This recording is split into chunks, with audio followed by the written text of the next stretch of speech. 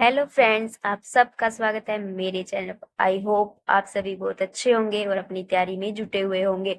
मैं भी बहुत अच्छी हूँ और अपनी सर्विस कर रही हूँ। तो आज का वीडियो बेसिकली राजस्थान पुलिस में रीजनिंग के डिटेल सिलेबस पे है कि रीजनिंग कितने नंबर की आएगी, कौन कौन से टॉपिक इसके अंदर इंपॉर्टेंस है, क्या मैथ आएगी या नहीं आएगी, इन सभी से रिलेटेड ये वीडियो है। तो सबसे पहले आप सबसे रिक्वेस्ट है कि आप चैनल पर नए हैं तो वीडियो को लाइक और मेरे चैनल को सब्सक्राइब जरूर करना और सभी एक एक कमेंट करना, और जिन्होंने सब्सक्राइब कर रखा है वो एक शेयर की जिम्मेदारी निभा सकते हैं। कि वीडियो में बेसिकली हम रीजनिंग पे ही देख फोकस करेंगे कि रीजनिंग का राजस्थान पुलिस में कितना वेटेज है।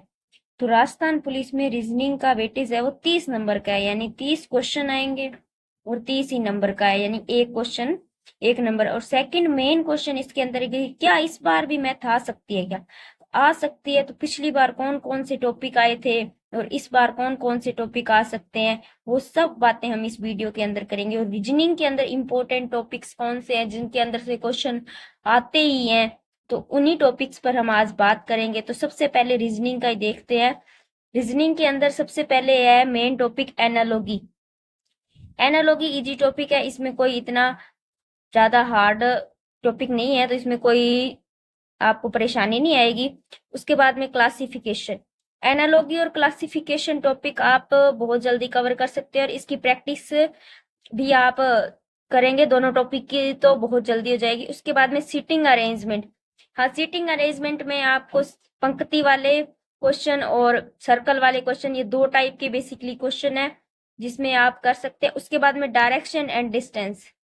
डायरेक्शन एंड डिस्टेंस के अंदर दो टाइप का होता है कि एक तो आपको डिस्टेंस बतानी पड़ती है और एक उसमें डायरेक्शन बतानी पड़ती है। तो दोनों ही टॉपिक इजी है, आप एक बार करने के बाद इस टॉपिक को अच्छे से समझ जाएंगे। और ब्लड रिलेशन, ये टॉपिक तो श्योर है कि हर एग्जाम में एक क्वेश्चन या दो क्वेश्चन इस टॉपिक से आते ही हैं, और राजस्थान पुलिस में भी दो क्वेश्चन तक आपको इस टॉपिक से देखने को मिल जाएंगे। क्लॉक एंड कैलेंडर, ये टॉपिक ऐसा है कि कुछ एग्जाम में नहीं पूछा जाता, लेकिन पिछली बार राजस्थान पुलिस में क्लॉक और कैलेंडर के क्वेश्चन आए थे। मैंने जो शिफ्ट दी थी उसमें जहां तक मैं रिकॉल कर पा रही हूँ कि दो क्वेश्चन क्लॉक के ही आए थे मेरे वाले में, शायद कैलेंडर नहीं आया था। लेकिन अगर क्लॉक आ रहा है तो कैलेंडर भी आएगा। सीरीज, सीरीज का क्वेश्चन तो ब्लड रिलेशन की तरह श्योर ही है कि सीरीज का क्वेश्चन तो आएगा। उसके बाद में कोडिंग डिकोडिंग, ये भी इजी टॉपिक है, इसमें भी कोई इतना हार्ड नहीं है। डाइस, डाइस कुछ एग्जाम में पूछ लिया जाता है, कुछ में नहीं पूछा जाता है, लेकिन डाइस टॉपिक की सिर्फ 3 ही ट्रिक्स है जिसके बेसिस पे आप इस पूरे टॉपिक को कर सकते हैं। उसके बाद में रैंकिंग ऑड एंड आउट। उसके बाद में काउंटिंग ऑफ फिगर्स, ये टॉपिक मेन इंपॉर्टेंट है जिसके अंदर आपको त्रिभुज, वर्त, आयत ये सब को मिलता है। तो आप ये टॉपिक को भी बहुत अच्छे से कवर करके जाइए क्योंकि ये टॉपिक भी पूछा जाता है। उसके बाद पेपर कटिंग एंड फोल्डिंग, ये क्वेश्चन भी आता है। इसके अंदर आपकी स्पीड अच्छी होनी चाहिए क्योंकि अगर ऑप्शन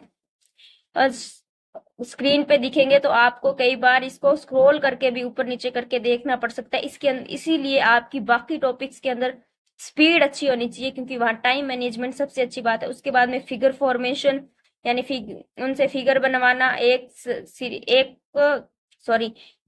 एक आकृति को देखकर फिगर फॉर्मेशन करना। उसके बाद में Venn diagram, statement and conclusion and statement and assumption, ये 3 टॉपिक ऐसे हैं जिनसे पिछली बार राजस्थान पुलिस में बहुत ही ज्यादा क्वेश्चन पूछे गए थे। वेन डायग्राम तो फिर भी इजी होता है, लेकिन स्टेटमेंट एंड कंक्लूजन और स्टेटमेंट एंड अजम्पशन, ये दो टॉपिक ऐसे हैं जिनके अंदर आपकी तर्क शक्ति अगर एग्जामिनर से मैच होती है तब आपके ये क्वेश्चन सॉल्व हो सकते हैं। और इन क्वेश्चन के हम घर आके आंसर भी कई बार सीबीटी बेस पे होता है तो भूल जाते हैं क्योंकि वहां हमारा माइंडसेट कुछ और होता है, यहाँ पे हमारा माइंडसेट कुछ और होता है।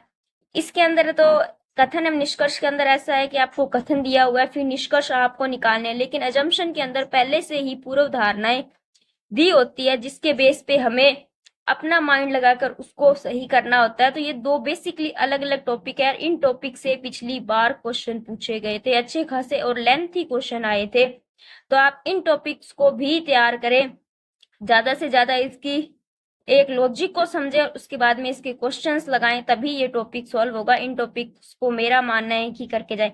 उसके बाद में मैथ, पिछली बार मैथ भी आई थी, मैथ में तो क्वेश्चन लेंथी नहीं थे, ऊपर ऊपर से क्वेश्चन उठाए हुए थे। तो आप इस बार भी रिस्क ना लेकर मैथ के अंदर एलसीएम, एचसीएम, उसके बाद में परसेंटेज, कंपाउंड इंटरेस्ट और simple interest, ratio and proportions, discount, time and work and time and distance, इससे क्वेश्चन आए थे पिछली बार। 3 से 4 क्वेश्चन आए थे। उसके बाद में प्रॉफिट एंड लॉस भी एक ऐसा टॉपिक है जिससे एक आधा क्वेश्चन आया था। एवरेज से भी एक क्वेश्चन आया था। Number system.